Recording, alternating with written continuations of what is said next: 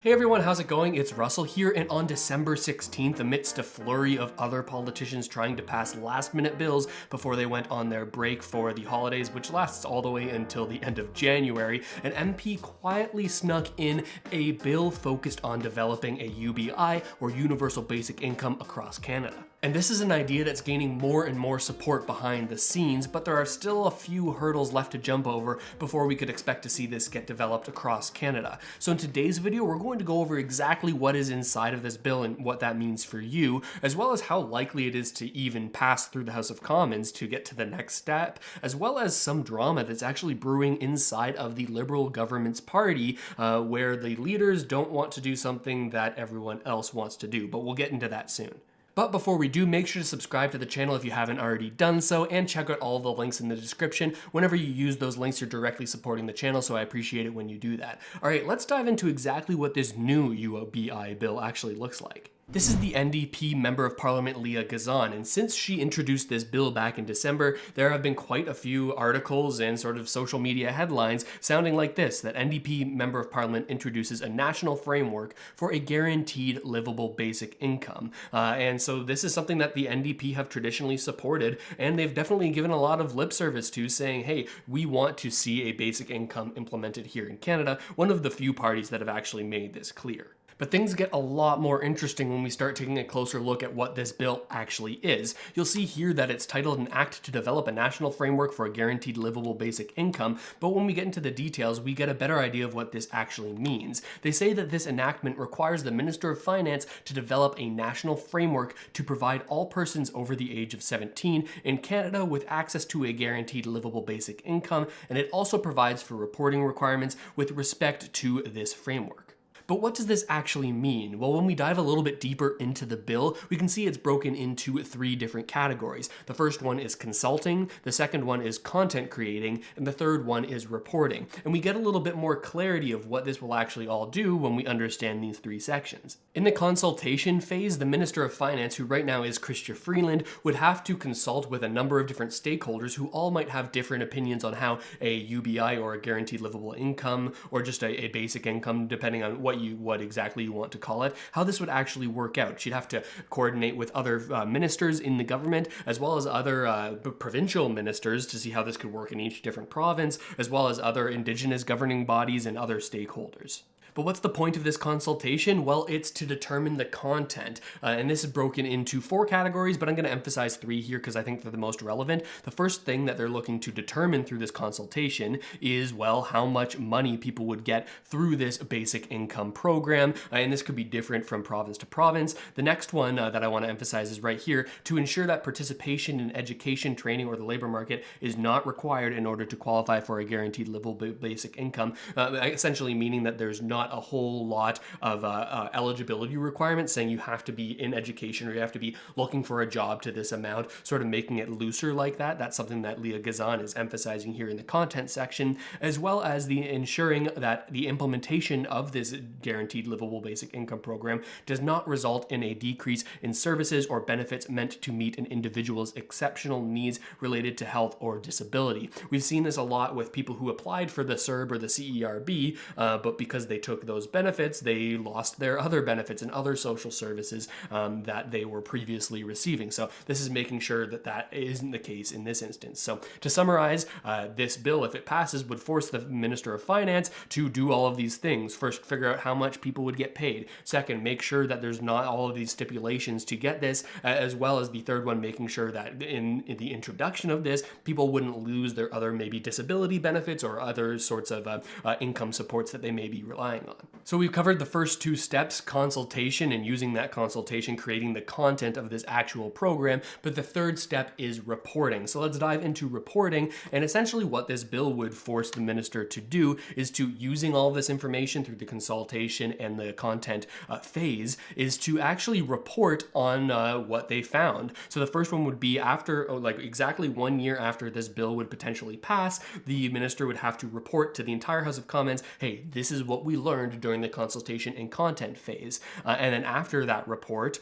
every single year that that report isn't acted on, they would have to come back and sort of review and ensure that nothing has changed inside of this framework that has been created through the content and the consultation phases. And you might be thinking to yourself right now, well, this doesn't sound like they're actually implementing a UBI, more that they're studying it. And that thought would be correct. And you might also be thinking, well, what good is a yearly report if this is something that I need right now? And I can appreciate that frustration. And I have some good news and also some bad news for you. Let's start with the bad news. Bill C-223, an act to develop a national framework for a guaranteed livable basic income, is a private member's bill, not a House government bill. And this makes a huge difference on whether or not something like this could actually pass through.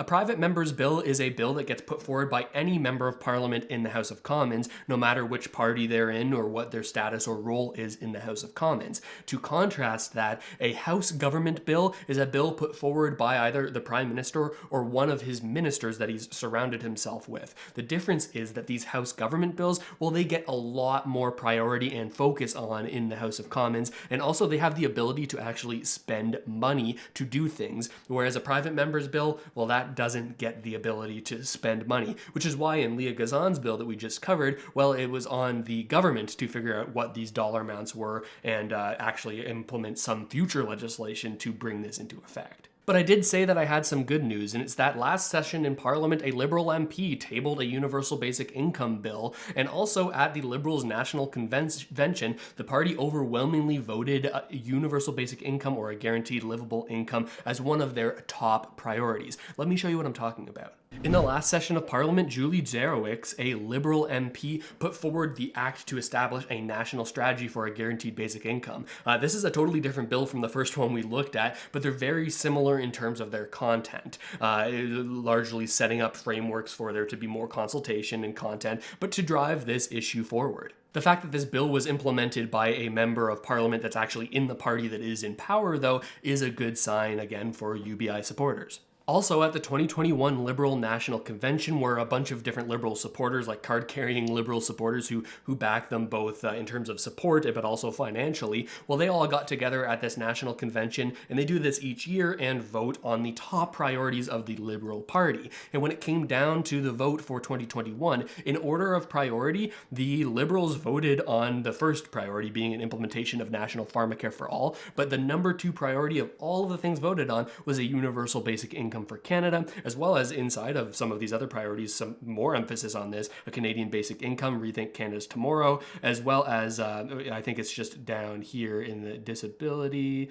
yes, guaranteed income for families affected by disability. So more priorities along the lines of a universal basic income coming from directly within the Liberal government's party. But because Julie's bill wasn't proposed by a minister or the Prime Minister himself, it didn't get all that much emphasis in the House of Commons, and since there was an election called, Parliament was dissolved and so too was that bill. So it's not likely that that bill's going to get talked about anymore unless Julie reintroduces it into this current session. In addition, even though we have this overwhelming support from this Liberal National Convention, there really hasn't been that much action from the actual core team of the Liberal government, the core leadership, being the Prime Minister and the ministers that he surrounds himself with. There really hasn't been a lot of action when it comes to a UBI, even though this overwhelming support has been voted on by the Liberal Party itself. It seems there's a disconnect here between the Liberal leadership and the Liberal voters. And that's where I see a little bit of drama brewing, with support for a livable income coming from other political parties from outside the Liberal Party, but also coming from within with the tabling of this national basic income bill from Leah Gazan, the Liberal MP, as well as the voting on these priorities by the Liberal National Convention. How long is it really going to take for Liberal supporters to stop supporting the Liberal leadership if they don't act on the things that they themselves have voiced as a priority? As for whether or not a UBI is the right path forward for Canada, well, that's a lot more of a complex issue. We saw an inkling of this with the CERB and the CRB and how those benefits supported many people through the pandemic and how that was super helpful for a lot of people. But at the very same time, the spending and the creation of new money to actually finance these programs, well, that drove up inflation, and as a result, it made life a lot less affordable for the very Canadians that would be most impacted and could potentially benefit from this basic income. So you can see how there's pros and cons cons on both sides. And honestly, I'm really curious what you think about it. Let me know down there in the comments what you think about all of these bills and how this is all changing.